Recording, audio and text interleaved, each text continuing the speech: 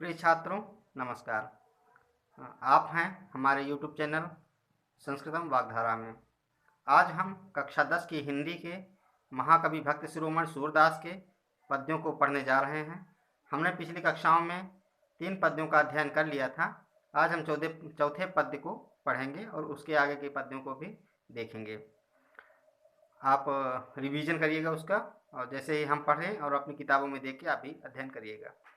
मैं अपनी सब गाय चरई हूँ, प्रात होत बल के संग जई हूँ, तेरे कहे न रही हूँ, ग्वाल बाल गायन के भीतर नैकऊँ डर नहीं लागत, आज न सोवऊँ नंद दुहाई रैन रहूँगो जागत, और ग्वाल सब गाय चरई हैं मैं घर बैठूँ रही हूँ, सूर श्याम तुम सोई रहो अब प्रात जान मैं दई हूँ।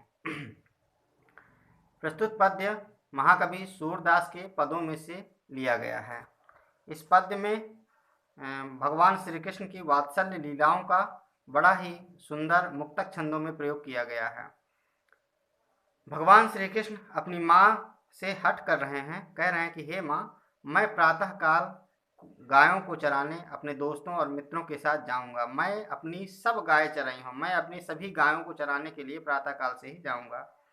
प्रात होत बल के संग जी हूँ। बल यहाँ बलदाऊ अर्थात अपने बड़े भाई बलराम के लिए कहा गया है कि प्रात होत बल के संग जी हूँ, मैं प्रात काल होते ही बलराम जी के साथ जाऊंगा। तेरे कहे न रहे हूँ, यदि तुम मुझे रोकने का प्रयास करोगी तो मैं रुकूंगा नहीं, अपितु मैं निश्चित रूप से जाऊंगा।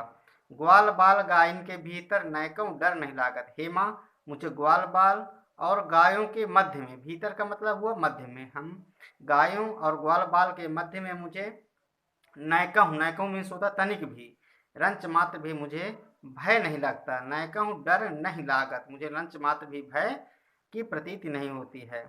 आज न सोऊं नंद दुहाई। हे माँ, मुझे बाबा नंद की सौगंध है, मैं आज शाम को नहीं सोऊंगा। मैं मतलब रात में निद्रा के वशीभूत नहीं हो जाऊंगा, बल्कि जागते ही रहूंगा, जागता ही रहूंगा। रैन रहूंगो जागत, मैं प्रातः काल तक जागता रहूंगा, रात में सोऊंगा नहीं।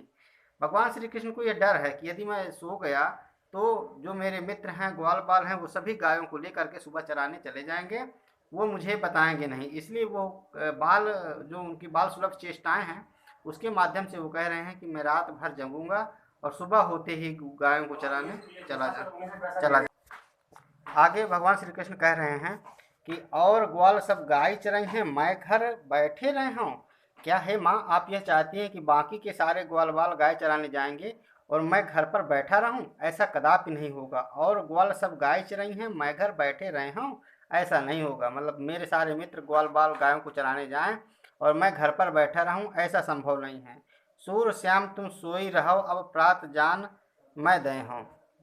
तब इतनी जो सारी बातें हो गई भगवान श्री कृष्ण की और माता की, तो उनकी माँ कह रही है कि अब तुम हे पुत्र, मेरे प्रिय पितु प्राण प्रिय, तुम सो जाओ।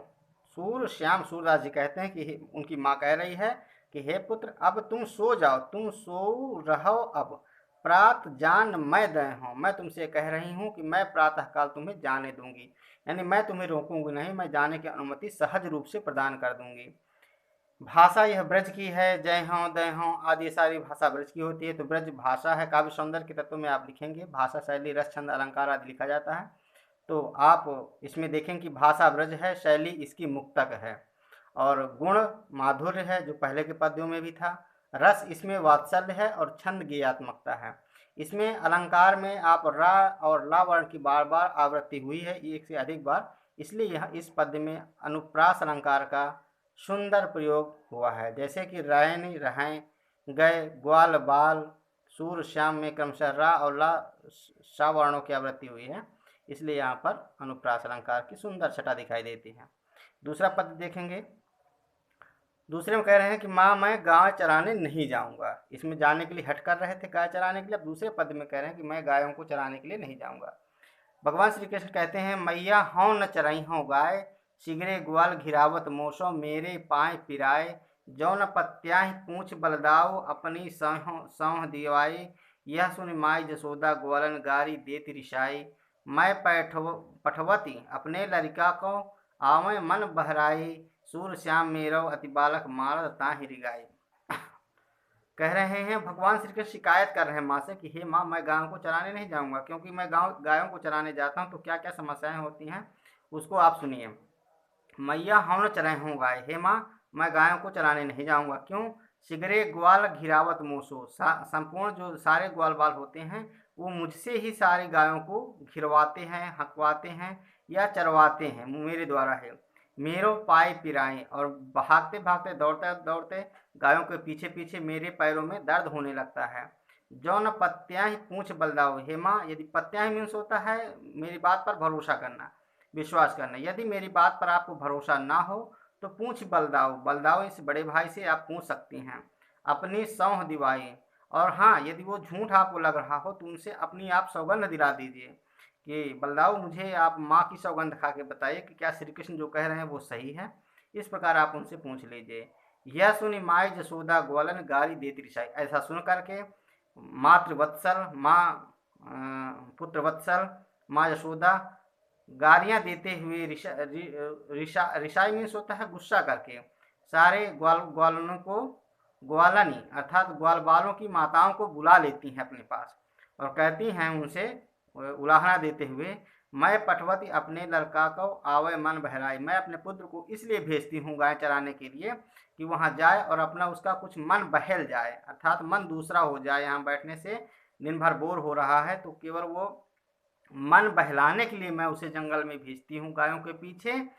सूर श्याम मेरव अति बालक मारत ताहिरी गाय, सूरदास जी कहते हैं कि माँ यशोदा कह रही हैं उन्हीं सखियों से, ग्वाल बालनों की माताओं से, कि मैं अपने पुत्र को इसलिए भेजती हूँ कि वह जाएं और वहाँ पर मन बहला के चले आएँ, किंतु आपके जो पुत्र हैं उद्दंड बालक हैं वो इनसे गायों को हंकवाते हैं, चरवाते हैं बार बार, इससे रेंगते चलते हुए उनके पैरों में दर्द हो जाता है। मेरे पुत्र के जो मेरा अत्यंत प्रिय है उस मेरे पुत्र के मारत ताहि रिंगाए, रिगा रिगा करके मतलब रिंगाई का मतलब होता है चलने से, मेरे पुत्र को घुमा घुमा कर चला चला कर उनके पैरों में दर्द हो जाता है।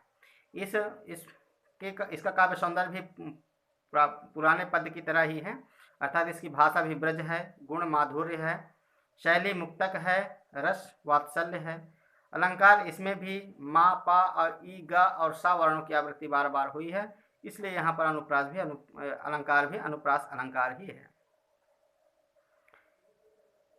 आगे का पद्य आप देखेंगे तो भगवान श्री कृष्ण अपने मित्र उद्धव से कह रहे हैं, प्रसंग यह है कि उद्धव से कह रहे हैं कि मुझे ब्रज भूल नहीं रहा, क्यों नहीं भूल रहा उसके विषय में बताते हैं। उद्धव मोहि ब्रज बिसरत नाही, वृंदावन गोकुल बन उपवन सघन कुंज की छाही, प्रात समय मात जसुमत अरुनंद देख सुख पावत, माखन रोटी दहो सजायो अति हित साथ खवावत, गोपी ग्वाल बाल संग खेलत सब दिन हसत सिरात, सूरदास धन धन ब्रजवासी जिनसौ हित जदु जात। इस पद में भगवान श्री कृष्ण अपनी पूर्व अनुभूति बातों को अपने मित्र उद्धव से कहते हैं कि उद्धव मोहि ब्रज बिसरत नाही, हे उद्धव मुझे ब्रज मंडल पूरा भूल नहीं रहा है, उसकी विस्मृति मुझे बार बार मुझे याद आ रहा है। क्यों? वृंदावन गोकुल वन उपवन सघन कुंज की छाही, वो कहते हैं कि वृंदावन गोकुल का